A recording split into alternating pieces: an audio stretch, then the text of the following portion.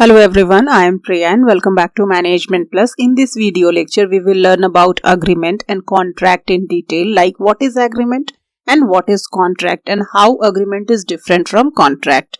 इस video lecture में आप जान पाओगे कि कैसे सारे कॉन्ट्रैक्ट्स एग्रीमेंट होते हैं पर हाँ सारे अग्रीमेंट्स कॉन्ट्रैक्ट नहीं होते।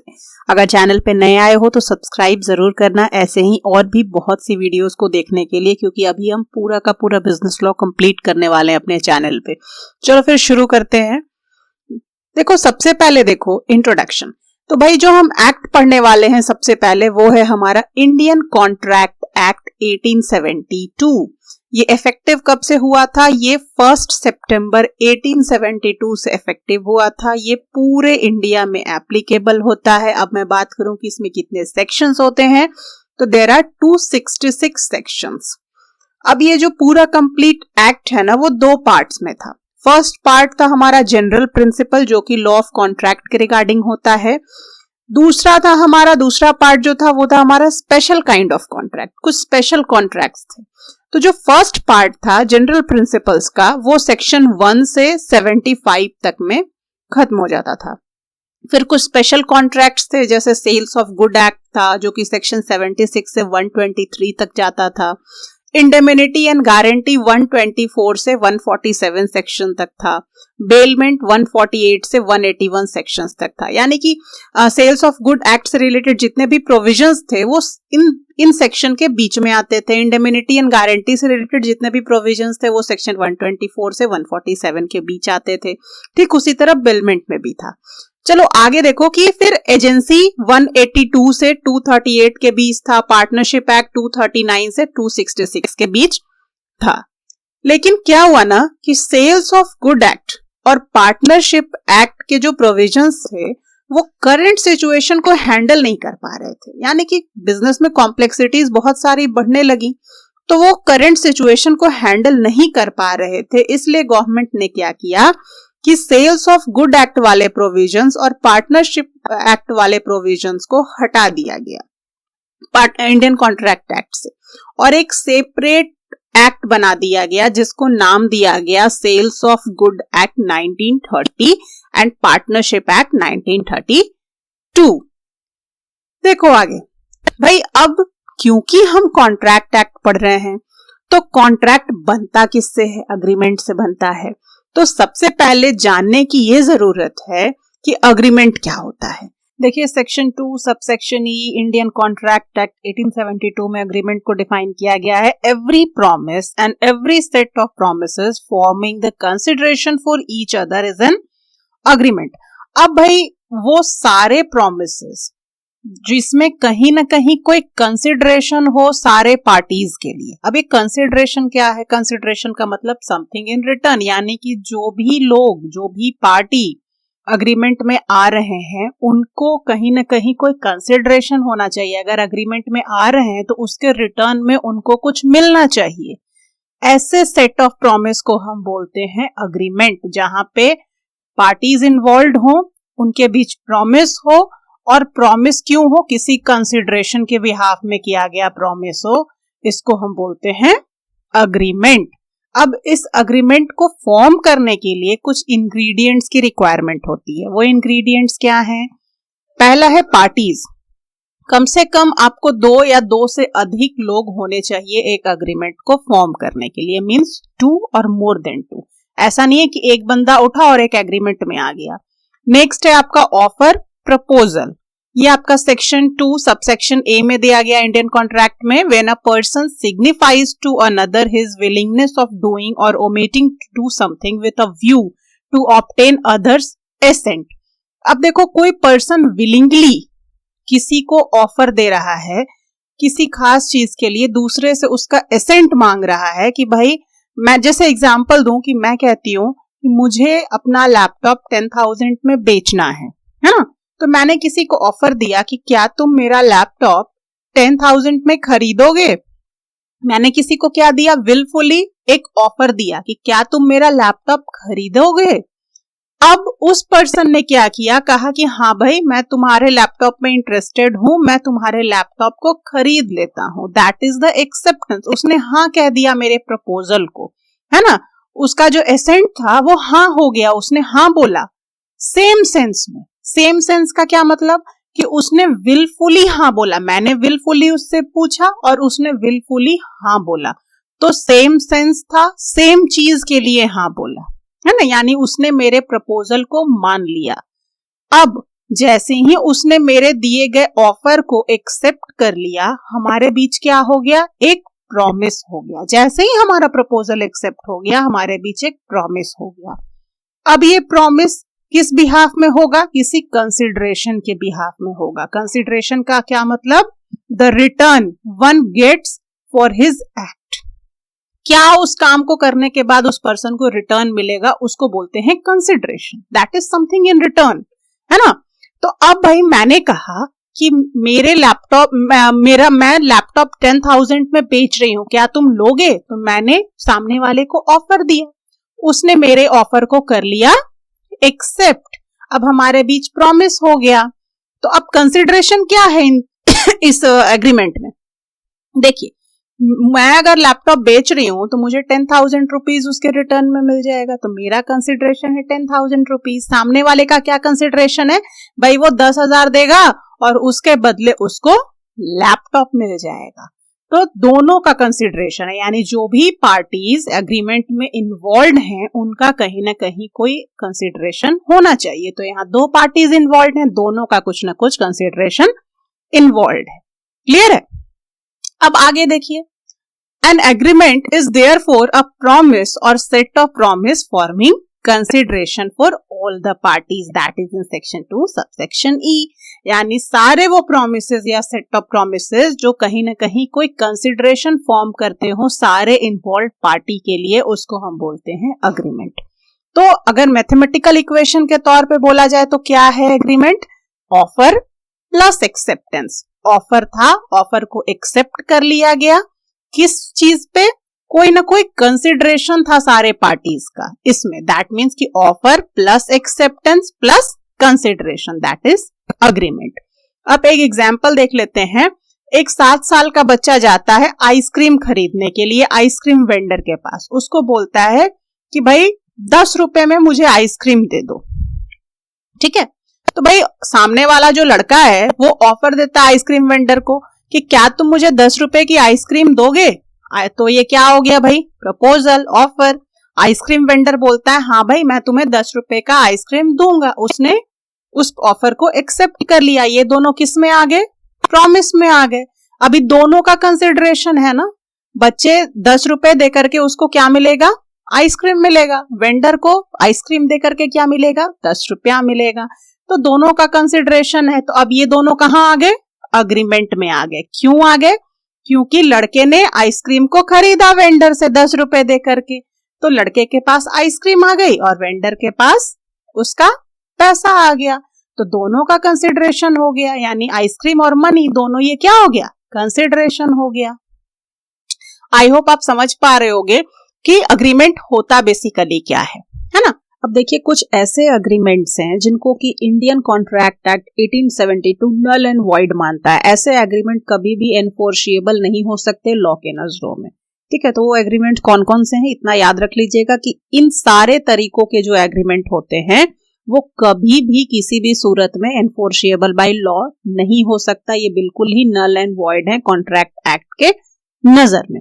कौन कौन से हैं, agreement in restraint of marriage, agreement in restraint of trade, agreement in restraint of legal proceedings, agreement void for uncertainties, agreement by way of wager, agreements contingent on an impossible event, agreement to do impossible act। अब इस तरीके के अगर agreement होते हैं तो वो बिल्कुल ही वॉइड माने जाएंगे, इसमें किसी भी तरह का कोई भी एनफोर्सिएबिलिटी देखने को नहीं मिलेगा। अब देखिए एग्जाम्पल देख लेते हैं, जो अभी मैंने आपको कुछ एग्रीमेंट्स का नाम बताया उनके बाय वन हम लोग एग्जाम्पल देखते हैं। जैसे देखो, देवदास एंड पारो, नाम तो सुना होगा आपने, देवदास एंड पारो। तो देवदास ने कहा पारो तुम शादी मत करो पूरी जिंदगी, उसके बदले में तुम्हें नई ड्रेस दूंगा, नए शूज दूंगा, है ना, बिल्कुल शादी मत करो। कितनी बेवकूफ होगी ना पारो। तो क्या ये वैलिड कॉन्ट्रैक्ट होगा कि भाई तुम शादी नहीं करो, इसके बदले तुम्हारा कोई ड्रेस ले लो, अच्छे से शूज ले लो, बहुत सारे पैसे खर्च कर लो? तो भाई यहाँ पे क्या है, दो पार्टीज भी हैं, कहीं ना कहीं कोई कंसिडरेशन भी है, और साथ ही साथ ऑफर हो रहा है, एक्सेप्टेंस हो रहा है, एक प्रॉमिस हो रहा है, एक कंसिडरेशन भी है। लेकिन क्या ये एक वैलिड अग्रीमेंट है? क्या ये एनफोर्सिएबल हो सकता है कभी भी इन फ्यूचर लॉ में? बिल्कुल भी नहीं, क्योंकि ये जो अग्रीमेंट है ये रिस्ट्रेंट ऑफ मैरिज का एग्रीमेंट है, तो ये कभी भी वैलिड कॉन्ट्रैक्ट में आगे नहीं हो सकता। ठीक उसी तरीके से कोई एक एग्रीमेंट हुआ कि किसी वर्कर से कि तुम पूरे लाइफ काम मत करो, इसके बदले मैं तुम्हें नए फ्लैट लेकर दूंगा, है ना? तो क्या ये वैलिड कॉन्ट्रैक्ट है? नहीं, ये एक वैलिड कॉन्ट्रैक्ट नहीं है, because it is in restraint of trade.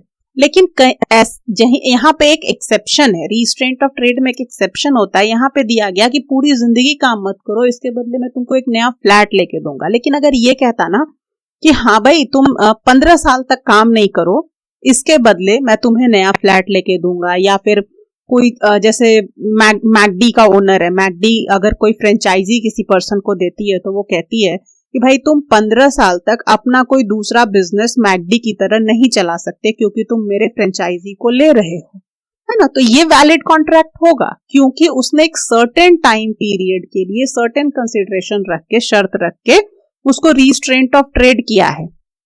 लेकिन यहाँ पे कुछ भी सर्टेनिटीज नहीं है, पूरी लाइफ तुमको कोई काम नहीं करना क्योंकि उसके बदले में तुमको नया फ्लैट दूंगा, तो ये बिल्कुल ही वैलिड कॉन्ट्रैक्ट नहीं होगा।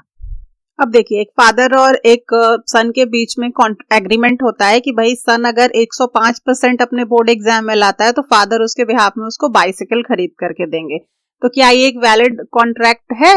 नहीं, क्योंकि ये जो एग्रीमेंट हो रहा है ना, ये बिल्कुल ही इम्पॉसिबल एक्ट के तहत हो रहा है, इसलिए ये एग्रीमेंट बिल्कुल ही नल एंड वॉइड होगा।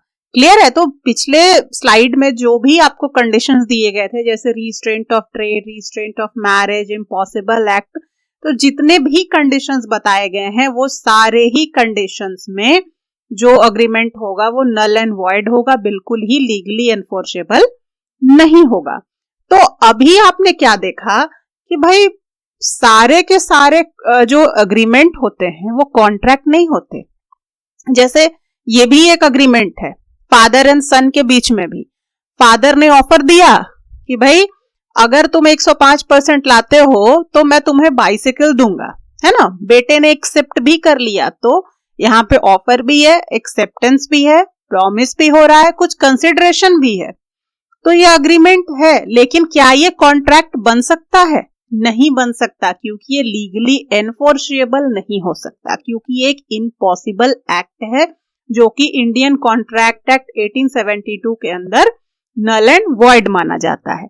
तो आपने अभी तक कुछ एग्जाम्पल्स देखे जिसके बेसिस पे आप ये समझ पा रहे होंगे कि ये सारे अग्रीमेंट हैं, लेकिन ये कॉन्ट्रैक्ट नहीं बन सकते क्योंकि ये एनफोर्सिएबल नहीं हो सकते। तो आपको शायद इतना समझने के बाद ये आंसर मिल गया होगा कि सारे अग्रीमेंट्स कॉन्ट्रैक्ट नहीं होते, लेकिन सारे कॉन्ट्रैक्ट एग्रीमेंट होते हैं। इसका एक्सप्लेनेशन हम आगे देखेंगे इस वीडियो में। अभी तक के लिए आप इतना समझिए कि सारे अग्रीमेंट्स कॉन्ट्रैक्ट नहीं होते हैं। देखो, देख लेते हैं कॉन्ट्रैक्ट क्या है। हमारे section 2 subsection H of Indian contract act में कहा जा रहा है, a type of agreement which is enforceable by law is a contract. ऐसे अग्रीमेंट जो कि लीगली एनफोर्सिएबल हो लॉ के द्वारा, वो क्या होते हैं? कॉन्ट्रैक्ट होते हैं। एनफोर्सिएबल का मतलब क्या होता है? एनफोर्सिएबल का मतलब कि अगर एग्रीमेंट में किसी भी पार्टी को कोई लॉस होता है, यानी कोई पार्टी पीड़ित है, तो उनके लिए वो कोर्ट का दरवाजा खटखटा सकते हैं कंपेंसेशन के लिए। जो भी उनको डैमेज हुआ है, जो भी लॉस हुआ है, उसके लिए वो कोर्ट का दरवाजा खटखटा सकते हैं। उसको हम बोलते हैं एनफोर्सिएबल बाय लॉ, है ना? अब जैसे एग्जांपल ले लेते हैं कि एक फायर इंश्योरेंस का कॉन्ट्रैक्ट हुआ है T2 का और एक फायर इंश्योरेंस कंपनी के बीच में। T2 ने कहा है कि भाई मेरे जो गुड्स वेयर हाउस में हैं आप उनको इंश्योर्ड कर दो, इसके बदले में इंश्योरेंस प्रीमियम आपको दूंगा और मैं प्रॉमिस करता हूं कि मेरे तरफ से कोई भी इंश्योरेंस फ्रॉड देखने को नहीं मिलेगा, है ना? मैं बिल्कुल ही टाइम पे प्रीमियम दूंगा।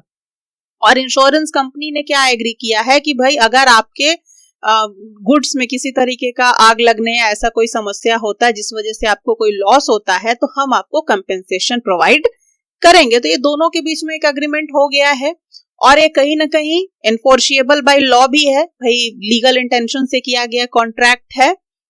तो अब मान लो कि जो इंश्योरेंस कंपनी है आग लगने के बाद कंपेंसेशन नहीं देती, तो इस एग्रीमेंट के तहत T2 क्या कर सकता है, कोर्ट में जा सकता है अपने कंपेंसेशन का मांग करने के लिए, अपने डैमेज के लिए, कि भाई इंश्योरेंस कंपनी ने कहा था, प्रॉमिस किया था कि मैं आपको कंपेंसेशन दूंगा क्योंकि मेरे गोडाउन में आग लग गई, लेकिन अभी भी वो कंपेंसेशन नहीं दे रहा, तो वो कहाँ जाएगा, वो कोर्ट में अप्रोच कर सकता है। इसी को हम बोलते हैं एनफोर्सिएबल बाय लॉ, यानी कि आप लॉ के तहत अपने हक का मांग कर सकते हैं अगर आपको अग्रीमेंट में किसी तरीके की परेशानी हुई तो। यानी जब एक एग्रीमेंट लॉ से एनफोर्समेंट में आ जाता है तो वो बन जाता है कॉन्ट्रैक्ट। अब इसमें कानून का भी अधिकार हो जाएगा, इसमें जो लॉ है वो अपना हस्तक्षेप कर सकता है ना। तो मैथमेटिकली देखें तो agreement plus enforceable by law that is contract. अब देखिए आगे, एक आपका जो कॉन्ट्रैक्ट होता है ना कैसे बनता है, एक एग्रीमेंट को कॉन्ट्रैक्ट बनने के लिए कुछ चीजों को फॉलो करना पड़ता है। वो क्या है, अगर section 10 of Indian contract act में जो दिए गए सारे प्रोविजंस को एक एग्रीमेंट फॉलो करता है तो वो क्या बन सकता है, वो एक कॉन्ट्रैक्ट, एक वैलिड कॉन्ट्रैक्ट बन सकता है ना। जैसे कि जो अग्रीमेंट किया गया हो वो फ्री कंसेंट से किया गया हो, जितनी भी पार्टीज इन्वॉल्व हैं उनका कंसेंट फ्री होना चाहिए, मींस कोई भी दबाव में आकर के वो कॉन्ट्रैक्ट में नहीं आ रहे हैं। जितनी भी पार्टीज हैं उनके पास कैपेसिटी होनी चाहिए कॉन्ट्रैक्ट में आने के लिए, मींस कि वो 18 साल से ऊपर के होने चाहिए, साउंड माइंड के होने चाहिए, नशे में नहीं होने चाहिए, बिल्कुल पूरे होशो हवास में होकर के वो अग्रीमेंट में आ रहे हों। तो होता है capacity of the parties. Lawful consideration, जिस चीज के लिए वो अग्रीमेंट कर रहे हैं, जो कंसिडरेशन है अग्रीमेंट करने का वो लॉफुल होना चाहिए। ऐसा नहीं है कि आप कहो कि भाई मैं तुम्हें 10,000 रुपए दूंगा, इसके बदले तुम मुझे 10,000 का ड्रग्स ला करके दो। तो कंसिडरेशन क्या है, एक पार्टी का ड्रग्स, जो कि इलीगल है। तो कोई भी ऐसा काम, ऐसा कंसिडरेशन नहीं रखना जो कि अनलॉफुल हो लॉ के नजर में। अब नेक्स्ट है लॉफुल ऑब्जेक्ट, यानी कि जो ऑब्जेक्टिव है आपका अग्रीमेंट में आने का वो भी लॉफुल होना चाहिए। अनलॉफुल चीजों के लिए आप कॉन्ट्रैक्ट या अग्रीमेंट में नहीं आ सकते। तो ये सारे सेक्शन 10 के प्रोविजंस हैं कि ये सारे चीज अगर एक अग्रीमेंट फॉलो करती है, यानी कि सारे पार्टीज का फ्री कंसेंट होता है, पार्टीज की कैपेसिटी सही होती है, लॉफुल कंसिडरेशन होता है, लॉफुल ऑब्जेक्टिव होता है, तो उस तरीके के कॉन्ट्रैक्ट जो अग्रीमेंट होते हैं वो कॉन्ट्रैक्ट बन सकते हैं। अब देखिए, एक अग्रीमेंट को कॉन्ट्रैक्ट बनने के लिए लीगल ऑब्लिगेशन का भी होना जरूरी है, यानी कि intention to create legal obligation होना चाहिए दोनों पार्टीज के बीच में। तो देखो, जो अग्रीमेंट होता है ना वो बेसिकली दो टाइप का होता है। एक होता है आपका सोशल एग्रीमेंट, एक होता है लीगल और कमर्शियल एग्रीमेंट। अब जैसे मम्मी पापा जो अग्रीमेंट करते हैं बच्चों के साथ कि भाई बोर्ड में अच्छे नंबर लाओगे तो ये तुमको खरीद के देंगे, हस्बैंड अपनी वाइफ से कहता है कि मैरिज एनिवर्सरी पे तुमको नेकलेस लाके दूंगा, अच्छे ड्रेस लाके दूंगा। तो इस तरीके के जो अग्रीमेंट्स होते हैं ना, जो फैमिली मेंबर्स आपस में करते हैं, फ्रेंड्स आपस में करते हैं, हस्बैंड वाइफ आपस में करते हैं, इसको हम बोलते हैं सोशल एग्रीमेंट। तो जो सोशल एग्रीमेंट होता है उसमें कहीं भी intention to create legal obligation देखने को नहीं मिलता। अब जैसे हस्बैंड ने वाइफ को ये प्रॉमिस किया कि भाई मैरिज एनिवर्सरी पे मैं तुमको गोल्ड नेकलेस लाके दूंगा, तो वहां पे ऐसा तो नहीं था ना कि अगर वो गोल्ड नेकलेस लाके नहीं देगा तो वाइफ उसको कोर्ट में घसीट देगी। नहीं, वहां पे कोई भी लीगल ऑब्लिगेशन हस्बैंड का नहीं बनता। लाया तो भी ठीक, नहीं लाया तो भी ठीक। लेकिन हाँ, वहीं पे जब वो प्रॉमिस कर रहा था, जब ये अग्रीमेंट फॉर्म हो रहा था, तो वाइफ ने कहना था कि अगर तुम मेरे को गोल्ड नेकलेस लाके नहीं दोगे तो मैं तुमको कोर्ट में घसीट दूंगी। और हस्बैंड भी कहता कि हाँ ठीक है, अगर मैं ना लाके दूं तो तुम मुझे कोर्ट में घसीट देना। उस केस में वहां पे intention to create legal obligation हो सकता है और वो अग्रीमेंट कॉन्ट्रैक्ट बन सकता है। लेकिन अगर ऐसा कोई भी चीज नहीं कहा गया हो प्रॉमिस करते वक्त, अग्रीमेंट फॉर्म करते वक्त, तो सोशल एग्रीमेंट में intention to create legal obligation देखने को नहीं मिलता।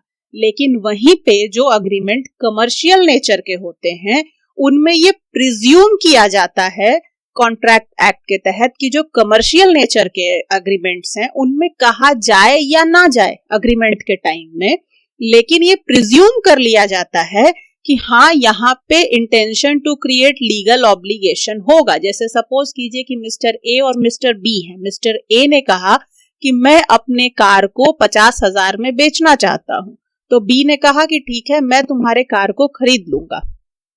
अब मान लो ए ने बी को कार बेचने से मना कर दिया जिस वजह से बी को हो गया नुकसान।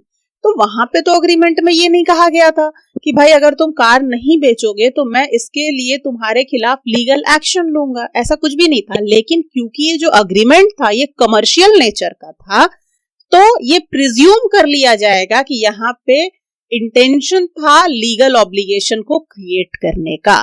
तो ऐसे अग्रीमेंट जहां पे intention to create legal obligation होते हैं वो कॉन्ट्रैक्ट होते हैं, है ना। तो अगर एक नजर से देखा जाए तो जो सोशल एग्रीमेंट होते हैं वो ज्यादातर कॉन्ट्रैक्ट के फॉर्म में नहीं फॉर्म हो पाते। लेकिन हाँ, जहां पे अगर जैसे मैंने एग्जांपल दिया ना कि अग्रीमेंट करते वक्त ही वाइफ कह दे कि अगर नेकलेस लाके नहीं दोगे तो मैं तुमको कोर्ट में घसीट लूंगी, तो वहां पे वो कॉन्ट्रैक्ट बन सकता है।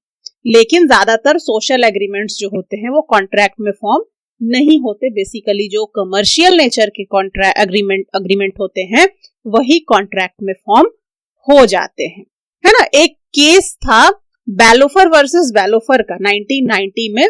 ये दोनों हस्बैंड वाइफ का केस था, मिस्टर बैलोफर और मिसेस बैलोफर।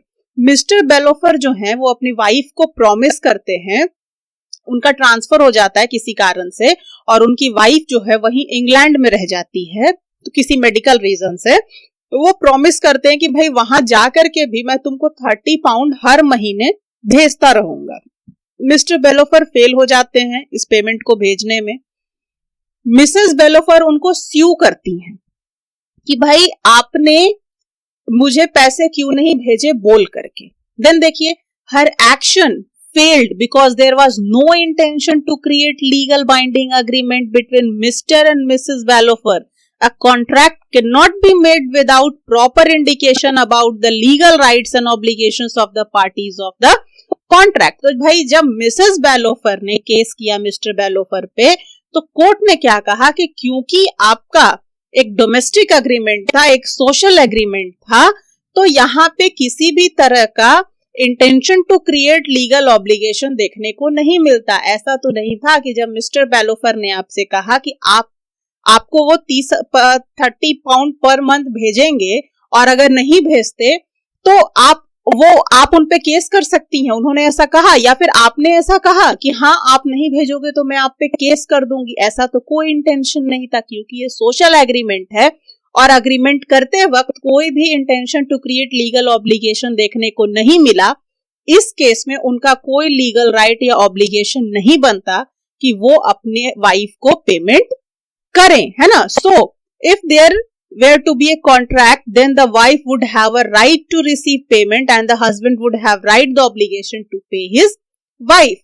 अगर यहाँ पे ये चीज वाइफ ने कहा होता कि भाई पेमेंट नहीं करोगे तो मैं केस करूंगी, और वो कहते कि हाँ अगर मैं पेमेंट ना करूं तो तुम मुझ पे केस कर देना, तो ये जो अग्रीमेंट था वो लीगली बाइंडेड था। इस केस में वाइफ के पास ये राइट था कि वो पैसे रिसीव करे, अगर नहीं करती तो उनपे वो केस कर सके। लेकिन जैसे ही ये चीज नहीं हुआ तो उनका कोई राइट नहीं बनता। अब देखो, एक अग्रीमेंट को कॉन्ट्रैक्ट बनने के लिए, एक वैलिड कॉन्ट्रैक्ट बनने के लिए कुछ एसेंशियल एलिमेंट्स को फॉलो करना पड़ता है। वो क्या है? सबसे फर्स्ट है free consent of the parties. जो भी पार्टीज कॉन्ट्रैक्ट में इन्वॉल्व हैं उनका फ्री कंसेंट होना चाहिए, यानी कि जो पार्टीज हैं उनमें किसी भी तरीके का कोई दबाव बना करके उनको कॉन्ट्रैक्ट में नहीं लाया गया हो। मीन्स कि उनका जो कंसेंट है वो फ्री फ्रॉम कॉर्जन हो, अनड्यू इन्फ्लुएंस हो, फ्रॉड हो, मिस रिप्रेजेंटेशन हो और मिस्टेक हो।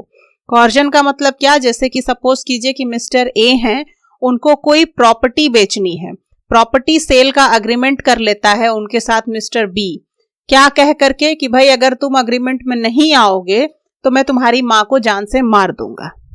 तो उनका फ्री कंसेंट तो नहीं था ना, वो दबाव में आकर के, प्रेशर में आकर के अग्रीमेंट में आ गए। ऐसा नहीं होना चाहिए। अनड्यू इन्फ्लुएंस, कि एक टीचर है वो अपने स्टूडेंट को कहती है कि भाई तुम हमें 2000 रुपए दो तो मैं तुम्हें वाइवा में फुल मार्क्स दे दूंगी। तो इस तरीके का जो टीचर और स्टूडेंट के बीच का जो रिलेशन है, ये भी कहीं ना कहीं स्टूडेंट का क्या है, यहाँ पे फ्री कंसेंट नहीं है, टीचर उस पर दबाव बना करके कॉन्ट्रैक्ट में ला रही है। उसके बाद अब देखते हैं फ्रॉड के बारे में। अगर बात करें तो मान लो कि आपको एक कार खरीदनी है, सामने वाले को एक कार बेचनी है। आपको खरीदनी है व्हाइट कलर की कार और सामने वाले के पास ग्रे कार है, पर वो झूठ बोल करके आपके साथ अग्रीमेंट में आ जाए कि हाँ मेरे पास व्हाइट कार ही है और मैं आपको व्हाइट कार ही बेच रहा हूं। तो उसने क्या किया, जानबूझ करके आपके साथ एक गलत अग्रीमेंट में आया, उसने आपके साथ फ्रॉड किया। तो कहीं ना कहीं आपका फ्री कंसेंट नहीं होगा।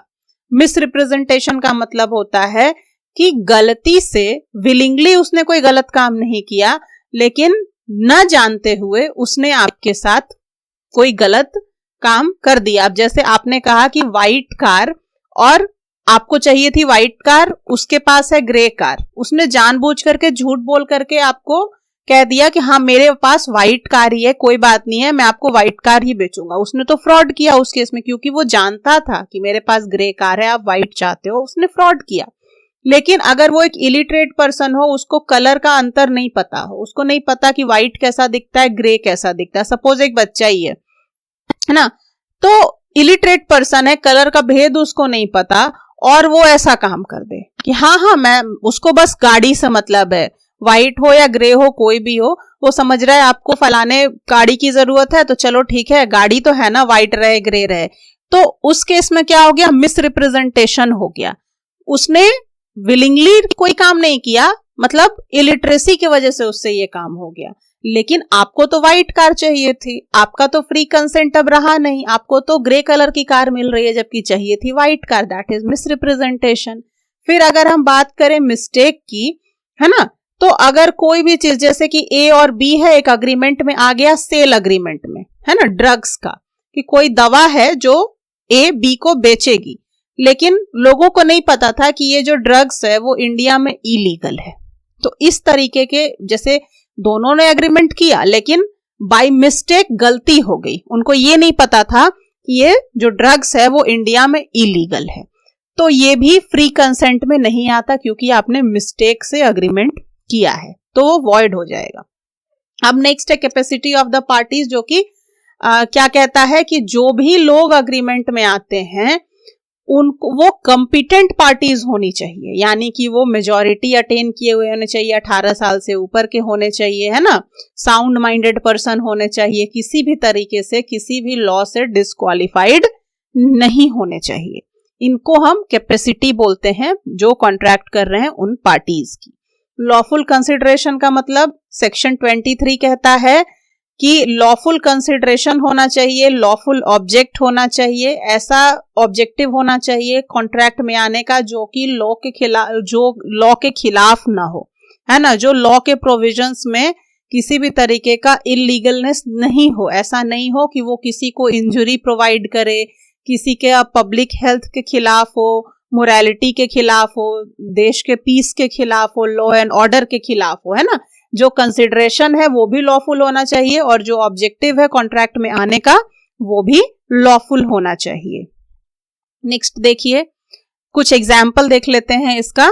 जैसे गब्बर सांबा को कहता है टू किल जय एंड वीरू, है ना, तो भाई गब्बर सांबा जाओ तुम जय और वीरू को मार दो। सांबा बोलता है ओके गब्बर, है ना। तो ये एग्रीमेंट क्या हो गया कि भाई इसका जो ऑब्जेक्टिव है, कैसा ऑब्जेक्टिव है, किसी को मार डालने का। क्या किसी को मार डालने का ऑब्जेक्टिव कभी लॉफुल हो सकता है, लीगल हो सकता है? नहीं। तो ये जो अग्रीमेंट हो जाएगा वो इलीगल हो जाएगा। तो ये जो कॉन्ट्रैक्ट है वो कभी भी एनफोर्सिएबल नहीं होगा। तो एक कॉन्ट्रैक्ट को एनफोर्सिएबल, एक एग्रीमेंट को एनफोर्सिएबल बनाने के लिए, यानी कि एक वैलिड कॉन्ट्रैक्ट बनाने के लिए सारे एसेंशियल एलिमेंट को फुलफिल करना जरूरी है। जो एसेंशियल एलिमेंट हमने पिछले स्लाइड्स में पढ़े हैं उन सभी को फॉलो करेगा कोई एग्रीमेंट तो ही वो एनफोर्सिएबल होगा और तो ही वो एक वैलिड कॉन्ट्रैक्ट बनेगा। हमने फर्स्ट एग्जांपल देखा। दूसरा देखिए, राजेश प्रॉमिस करता है अपनी वाइफ चित्रा को that he will bring for her the star and the moon and Sonam agrees here the object of the agreement is impossible.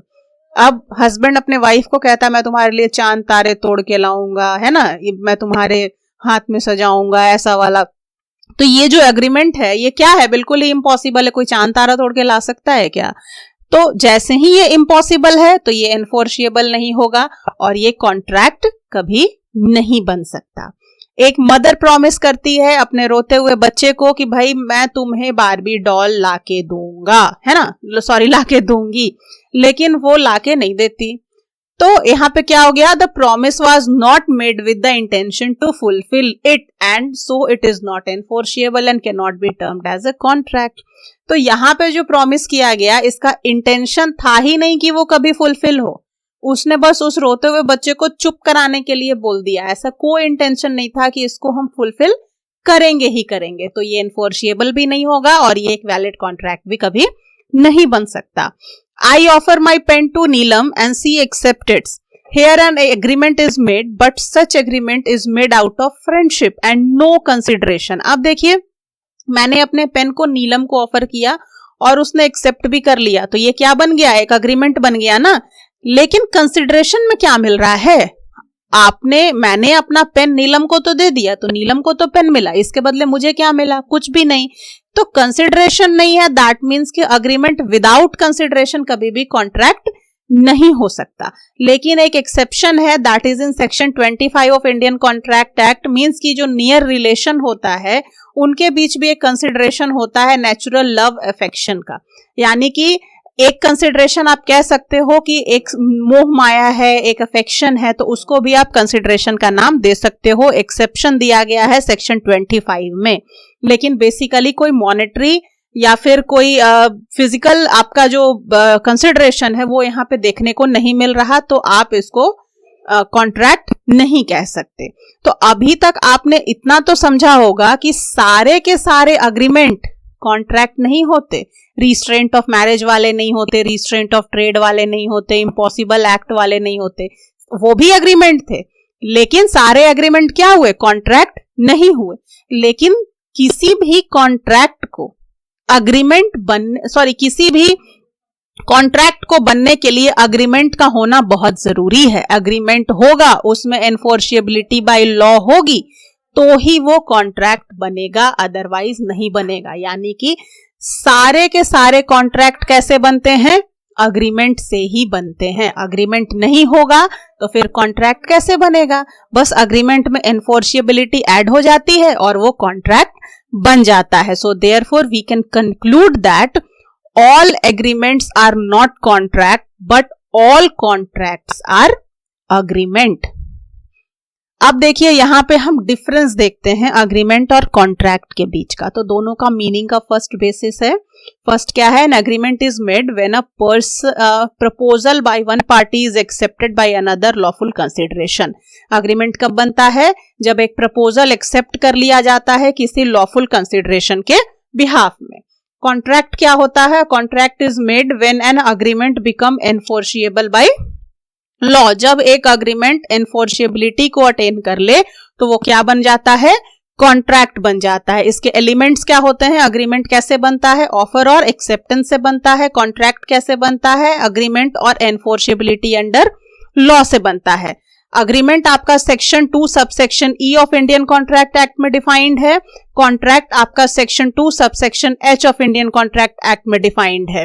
अब एग्रीमेंट का रिटन में होना कोई जरूरी नहीं है, ये ओरल या रिटन कैसा भी हो सकता है। लेकिन कॉन्ट्रैक्ट बेसिकली ओरल भी होता है, रिटन भी होता है, लेकिन यूजुअली ज्यादातर रिटन होता है और रजिस्टर्ड होता है। अब जब हम लीगल ऑब्लिगेशन की बात करें तो there is no legal obligation as long as it mere agreement. Agreement में ज्यादातर लीगल ऑब्लिगेशन की बात नहीं की गई है।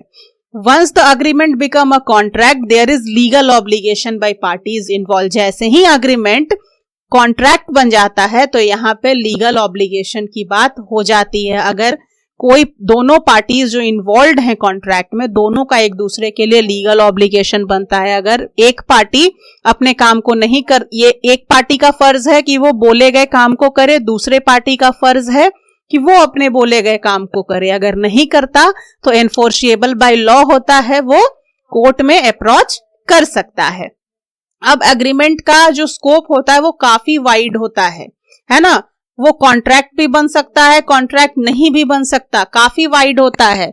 जो अग्रीमेंट होता है वो भाई सोशल भी होता है, डोमेस्टिक भी होता है, कमर्शियल भी होता है, बहुत से तरीके का अग्रीमेंट होता है। सारे के सारे अग्रीमेंट कॉन्ट्रैक्ट नहीं बन जाते, लेकिन जो कॉन्ट्रैक्ट होते हैं उनका स्कोप काफी नैरो होता है। अग्रीमेंट होगा, उसमें एनफोर्सिएबिलिटी आ जाएगी तो वो एक वैलिड कॉन्ट्रैक्ट बनेगा, उससे ज्यादा उसका कोई खास स्कोप नहीं होता।